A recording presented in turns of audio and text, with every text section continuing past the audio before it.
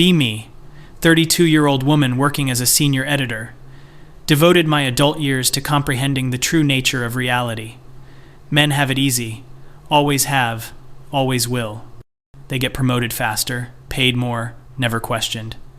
Meanwhile, women have to fight for every scrap of recognition. Sitting in my favorite coffee shop on a Tuesday morning. Overheard two guys talking at the table next to me. One of them is complaining about something. Man, I don't know how much longer I can keep this up. The constant rejection is killing me. Immediately assume he's talking about dating or some trivial nonsense. Roll my eyes so hard I almost sprain something. Typical male problems. Crying about having to actually try for once. Decide to subtly listen more because I'm curious what hardship this privileged person could possibly be facing. He continues, I've sent out over 400 applications in the past year. I tailor each cover letter, I network, I do everything right. I get maybe one. Call back for every 50 applications. His friend nods sympathetically. Same here. I was unemployed for 8 months after my last job. Did you know that most job postings don't even respond? Not even a rejection email. You just sit there wondering if your application disappeared into the void. I'm sitting there thinking, okay, this is still not that bad. Unemployment affects everyone, but men still have better job prospects statistically. The first guy says, and even when I do get interviews, I have to pretend like I'm not desperate. I have to negotiate salary knowing that if I ask for too much, they'll ghost me. But if I ask for too little, I'll never dig myself out of this hole. My wife makes more than me, and I'm grateful for that, but... He pauses. But I can see the way her parents look at me now. The way even she sometimes looks at me when the bills come. Like I'm failing at something fundamental. Okay, now I'm a little interested despite myself. His friend says, hey, man, it's not the 1950s anymore. You don't have to be the breadwinner. I know. Logically, I know that. But there's still this weight, you know? Society says we're equal now, that gender roles are dead. But I still feel like less of a person when I can't provide. I'm thinking this is just internalized patriarchy hurting men too, which I've written about extensively in my editorial pieces. Men created these standards, and now they're suffering from them. Tragic, but ultimately their own fault. Decide to interject because I literally cannot help myself. Excuse me, I couldn't help but overhear. Both guys look up, slightly embarrassed. What you're experiencing is actually a byproduct of toxic masculinity. The patriarchy creates these rigid gender roles that hurt everyone. You're feeling bad because you've internalized the idea that men must be providers. But that's a social construct, not reality. The first guy, let's call him Mike, looks at me with this tired expression. I appreciate the perspective, but I don't think you understand. Oh, here we go. Classic male dismissiveness. I understand perfectly. I've written several pieces about this exact phenomenon. Men create systems that benefit themselves, then complain when those same systems create unrealistic expectations. The solution is to dismantle the patriarchy. Then you won't feel this pressure. Mike's friend, let's call him Jason, actually laughs. Not meanly, but genuinely amused. Okay, I'll bite. What do you do for work? I'm a senior editor at Morrison and Hayes Publishing. They both nod, seemingly impressed. Mike says, that's great, seriously, good for you. Did you apply to a lot of places before you got that job? Well, I was recruited, actually. They wanted someone with my perspective and background. Which is true. They specifically wanted a woman for the position to diversify their editorial staff. So you didn't have to do the whole application gauntlet? I had interviews. I had to prove myself. I'm sure I'm not saying you didn't earn it. I'm just asking if you've ever sent out hundreds of applications and heard nothing back. I'm starting to get annoyed at his tone. No, but that's not really relevant to what we're discussing. Jason leans back in his chair. Okay, let me ask you something else. When you walk down the street, do strangers ever expect you to help them with physical tasks? What? No, why would they? What? Exactly. So you've never had a random person ask you to help them move furniture, or carry something heavy to their car, or fix something that's broken. Just because you happen to be there, and you're a man. I'm confused where this is going. That sounds like people recognizing physical differences between sexes, which is fine. Sure, but here's the thing. We're expected to say yes. If we say no, we're lazy. We're not real men. We're selfish. There's this constant, underlying expectation that our bodies are utilities for others to use. Mike jumps in. Or how about this? When was the last time you were expected to confront danger? What do you mean? I mean, have you ever heard a noise at night and had your partner expect you to go check it out? Have you ever been in a situation where everyone looked at you to deal with something potentially dangerous? Not because you volunteered, but because it would be shameful not to? I'm thinking about my ex-boyfriend who did always insist on checking out weird noises, but I thought that was just him being controlling and patriarchal. That's not a real burden. That's men maintaining their role as protectors to justify their dominance. Both guys are looking at me like I just said something insane. Jason says, "Okay, you know what? Let me tell you about my day yesterday. I was walking to my car after work, normal day. I see this woman in the parking lot. She's clearly upset, pacing next to her car. I have a choice in this moment.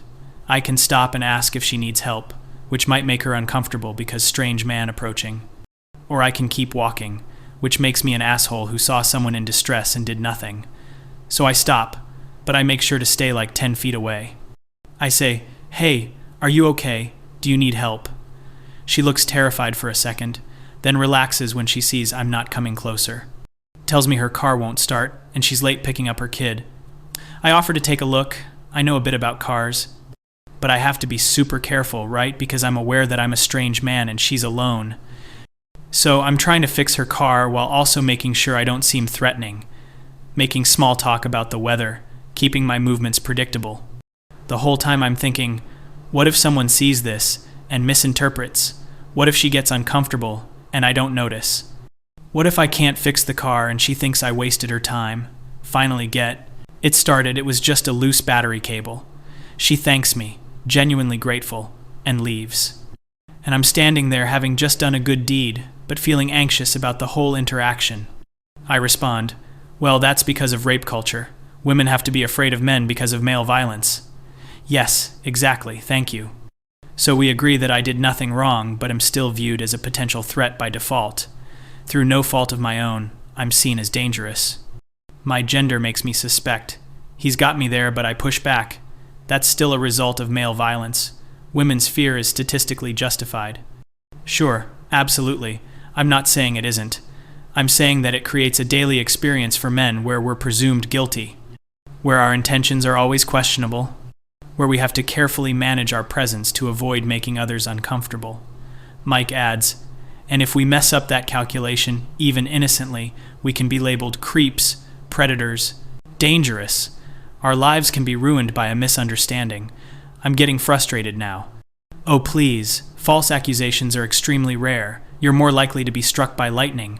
Actually, I know 3 guys personally who've dealt with false or exaggerated accusations. One was a friend in college who hooked up with a girl at a party. Everything was consensual. They were both drunk, both into it. Week later, she regretted it and told her friends he took advantage of her. His reputation was destroyed. People he'd known for years wouldn't talk to him. Turns out she had a boyfriend and was covering her tracks. By the time the truth came out, the damage was done. I start to interrupt, but Jason holds up his hand. I'm not saying false accusations are common statistically. I'm saying the fear of them is real and constant. Every interaction with a woman has this tiny background radiation of, what if this goes wrong? What if she misinterprets my intentions? What if I accidentally cross a boundary I didn't know existed? What if someone sees something innocent and reads it wrong? This is absurd. They're painting themselves as victims. This is nothing compared to what women deal with every single day. We have to worry about actual violence, actual harassment, actual assault. You're worried about hypotheticals. We're worried about reality. Mike looks at me with this infuriatingly calm expression. Okay, let's talk about reality. When was the last time you were homeless? What? I've never been homeless. Right. Did you know that about 70% of homeless people are men? When you see a homeless person on the street, do you ever think about how they got there? I mean, I assume various circumstances. Addiction, mental illness, economic hardship. All true. But here's something interesting. Society has way more safety nets for women than men. There are twice as many shelters for women, more programs, more resources.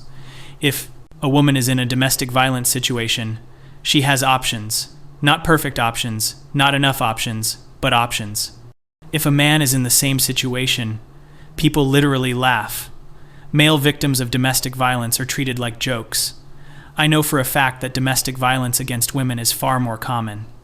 Domestic violence against women is more severe and more frequent, often true, not always, but often. But that's not my point. My point is that a man at rock bottom has fewer resources and less sympathy. When a woman fails, society asks what happened to her. When a man fails, society asks what's wrong with him. Jason nods enthusiastically. Dude, yes. Remember when I got laid off 3 years ago? I told people I was unemployed, and the responses were wild. Women would say, "Oh, that's tough. I hope you find something soon." Men would say, "What happened? Did you screw up?" Like automatic assumption that I did something to deserve it. This conversation is spiraling into men's rights activist territory. I need to shut this down. Look, I understand that individuals have struggles regardless of gender. But systemically, institutionally, men have power and women don't. That's just objective fact. The wage gap, representation and leadership, political power. These are measurable realities. Mike sighs. The wage gap is mostly explained by choices and hours worked, not discrimination. Women tend to choose lower-paying fields and work fewer hours, especially after having kids. I cannot believe he just said that. Those choices are constrained by gendered expectations and lack of support. Women are pushed into caregiving roles and away from high-paying careers. Sure, absolutely, that's part of it. But whose fault is that, really? My wife makes more than me, remember? I would love to be a stay-at-home dad. I would love to be the primary caregiver for our future kids. But that's not really an option, because of the economic reality. She has the better job, the better benefits, the better career trajectory. So when we have kids, I'll be the one who keeps working while she takes minimal leave. Not because the patriarchy demands it, but because it makes financial sense. And I'll be judged for it, by the way. Other men will think I'm whipped. Women will think I'm a bad father. There's no winning. I'm trying to formulate a response, but Jason cuts me off. Here's another thing nobody talks about. The expectation of expendability. What does that mean? I mean that men are viewed as inherently more disposable than women. Dangerous jobs, who does them? Mostly men. Coal mining, deep-sea fishing, logging, construction. 93% of workplace deaths are men. When there's a war, who gets drafted? Men. Number 5. Number 5. When the Titanic is sinking, who's expected to go down with the ship? Men. Women and children first isn't just a saying. It's a moral framework, Mike adds. And if you object to any of this, you're not a real man. You're a coward. You're weak. You're shirking your duty. I'm getting actually angry now. This is ridiculous. You're cherry-picking examples to create a false narrative of male victimhood. Men run the world. Men have always run the world. A few hardships don't erase centuries of oppression against women. Both guys are quiet for a moment. Mike finally speaks. I'm not trying to erase anything. Women have absolutely faced systemic oppression, historically and currently. I'm not denying that. But what I'm saying is that the lived experience of being a man today is more complicated than you think. You said we have it easy, that we're privileged, that we don't face real struggles. I'm telling you that's not true. We face different struggles, struggles that are often invisible because nobody wants to talk about them, struggles that we're mocked for bringing up. Jason leans forward. Let me ask you something. How many men do you actually know well? What kind of question is that? I know plenty of men.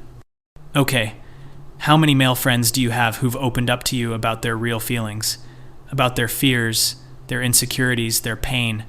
I think about this. My male coworkers are all professional and cordial, but we don't really talk about personal stuff. My ex-boyfriends would occasionally share feelings, but usually when I push them. My dad certainly never talked about his emotions. My brother and I aren't that close. That's not my fault.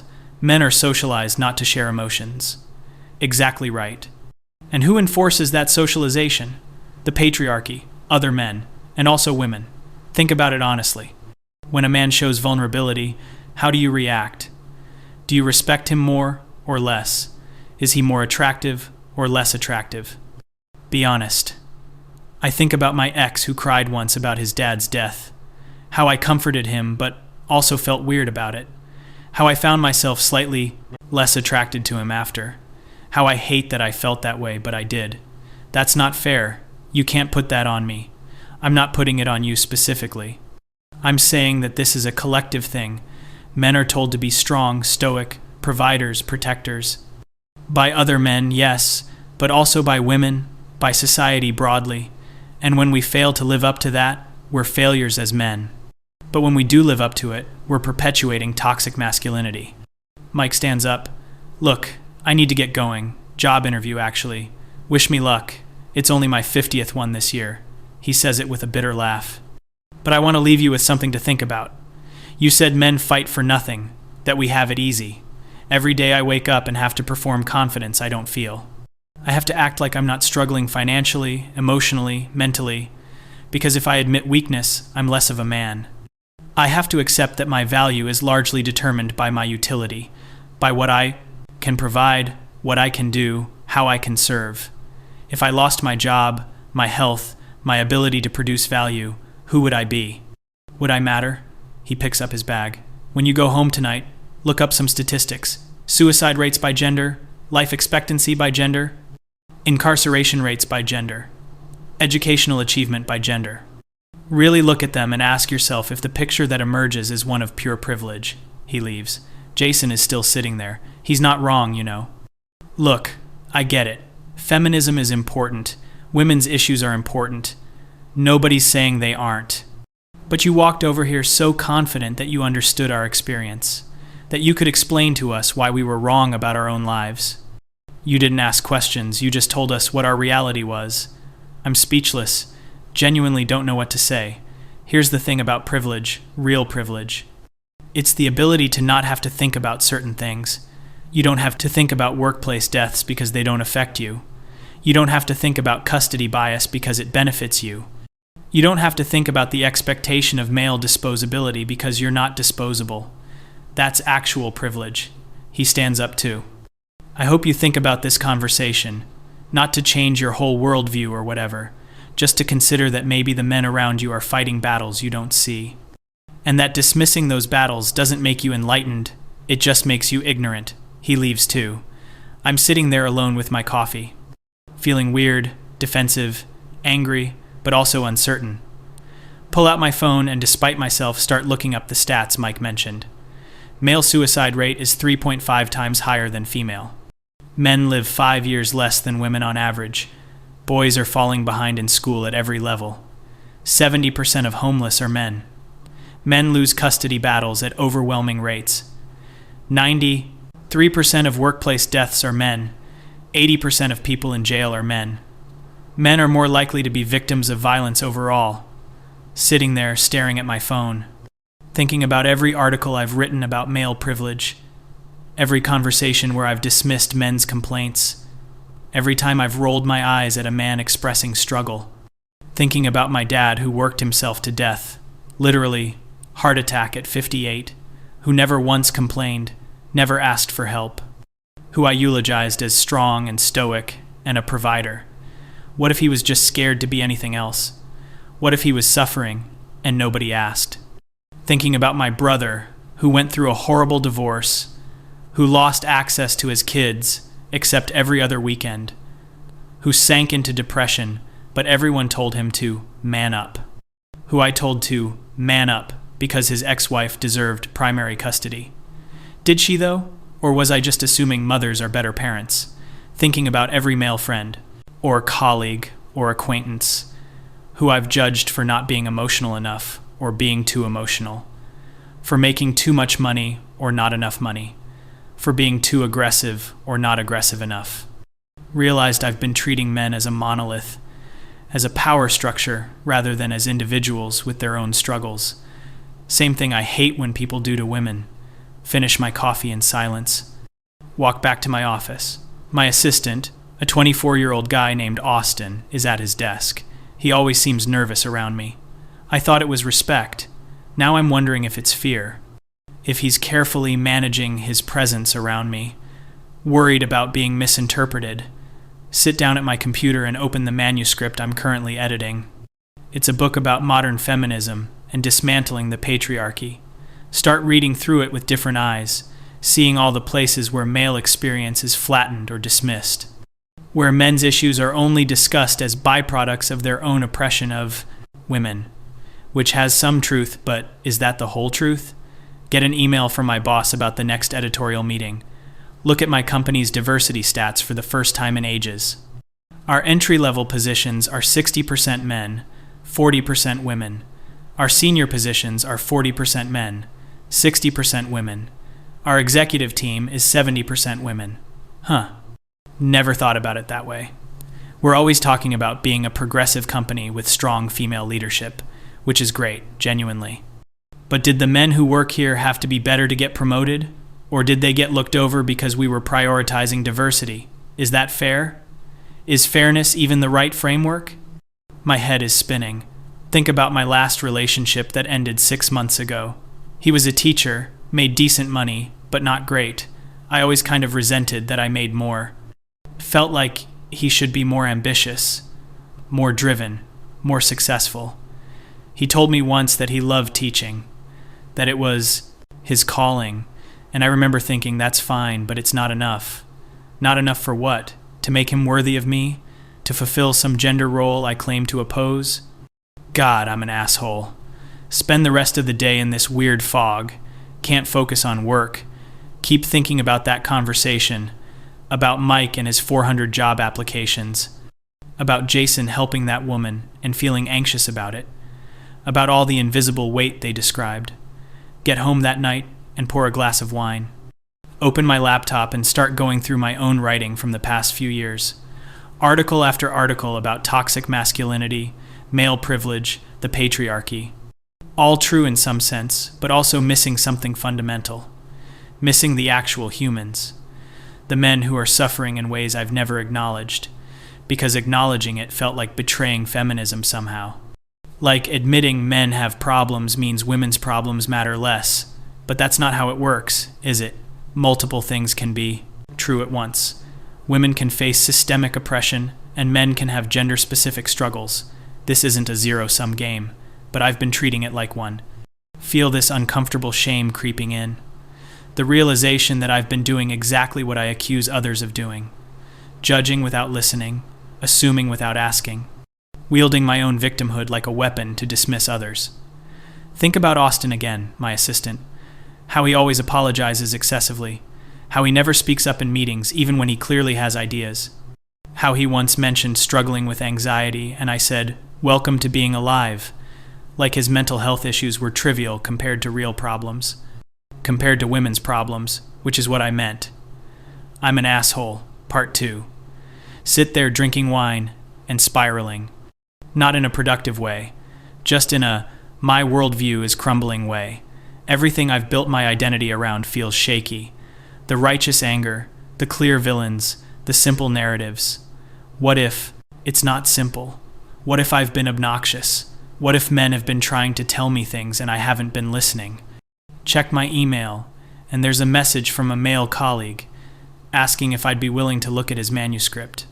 He's writing a book about fatherhood and masculinity. I initially agreed months ago, but haven't made time for it. Open the file he sent and start reading. It's actually good, really good, thoughtful and vulnerable and honest. Talking about the fear of not being enough, the pressure to succeed, to provide, to protect, the loneliness of male friendship that never goes deep, the quiet desperation of feeling like a failure, the assumption that his pain matters less because of his gender. I'm reading and feeling worse and worse about myself, because I know if he tried to talk to me about this in person, I would have dismissed it. Would have said something like, "Try being a woman." Would have made it a competition of suffering. Close the laptop. Can't deal with this anymore tonight. Go to bed, but can't sleep. Keep replaying the conversation from the coffee shop. Mike's face when he talked about his wife's parents looking at him with disappointment. Jason's careful explanation of helping that woman with her car. The way they both seemed so tired. Not angry, just exhausted. Like they'd had this conversation before and knew it wouldn't matter. And they were right. I didn't listen. I argued. I dismissed. I lectured. Exactly what I hate when men do to me. Lie there in the dark, having an uncomfortable revelation. I've become the thing I claim to fight against. Someone who assumes they know better than others about their own experiences. Someone who uses ideology as a shield against empathy.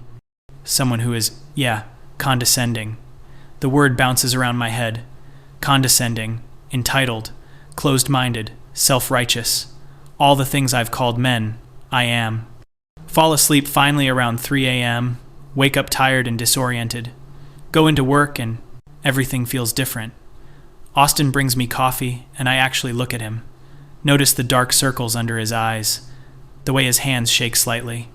Hey, Austin, you okay? He looks startled that I asked. Oh yeah, fine, just tired.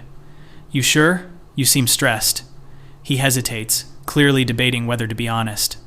I mean, yeah, a little. My roommate moved out, and rent is hard on one income. And I'm trying to save money to go back to school, but it's slow going. But it's fine, I'm managing. Before coffee shop conversation, I would have said something like, that's tough, and moved on.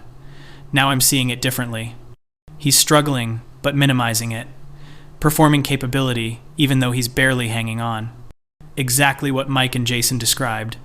If you need any extra hours or freelance work, let me know. I might have some projects I can send your way. His face lights up. Really? That would be amazing. Thank you. Such a small thing, but it clearly matters to him. Feel like garbage that I haven't noticed his struggle before. Spend the morning in meetings being quieter than usual. Actually listening when my male colleagues speak. Noticing things I haven't before. How they're interrupted just as much as women. How their ideas are dismissed too. How they also struggle to be heard. Maybe it's not gendered. Maybe it's just corporate culture being shitty for everyone. At lunch, I do something I've never done. I apologize. Send an email to my ex-boyfriend. The teacher I resented for not making enough money.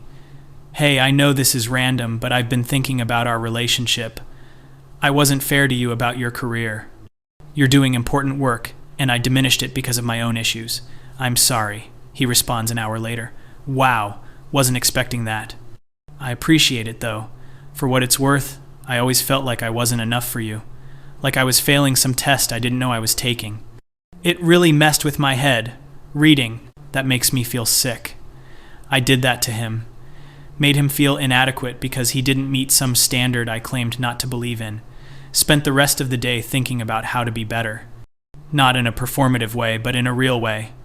How to actually listen to men instead of just waiting for my turn to explain why they're wrong. How to hold space for multiple truths. How to be less unbearable. It's uncomfortable, this recalibration. My whole identity has been wrapped up in being right about this stuff. Being the person who sees through the bullshit, who speaks truth to power. But what if I've been speaking my truth to people without power? People who are also struggling, also suffering, also trying to survive. People like Mike with his 400 job applications. People like Jason trying to help while managing being seen as a threat. People like Austin working himself to exhaustion and apologizing for existing.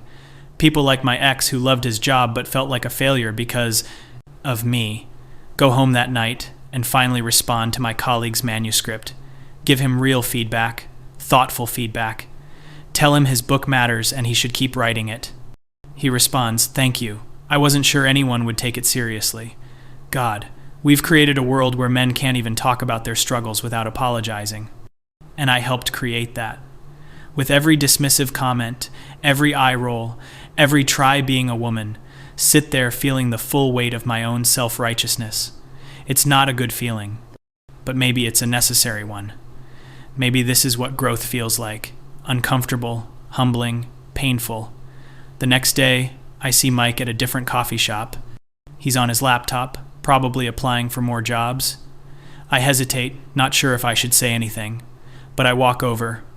"Hey, I don't know if you remember me." He looks up, recognizes me, tenses slightly. "Yeah, hi. I just wanted to say I'm sorry. I was dismissive the other day and I shouldn't have been. You were trying to share your experience and I made it about me. That wasn't okay." He stares at me for a moment. Then his expression softens. Thank you, I appreciate that. For what it's worth, your conversation has been stuck in my head. I've been thinking a lot about what you said. And you were right. I don't know what it's like to be a man in today's world. I assumed I did, but I don't. He nods slowly. Well, I don't know what it's like to be a woman either. So I guess we're even. We both smile. How's the job search going? He sighs. Got rejected from that interview. They went with an internal candidate, but I have 2 more next week, so fingers crossed. I hope you get one of them. And I mean it. Really mean it. Walk away feeling something shift, not absolution. I don't deserve that. But maybe the beginning of understanding. Maybe that's enough for now.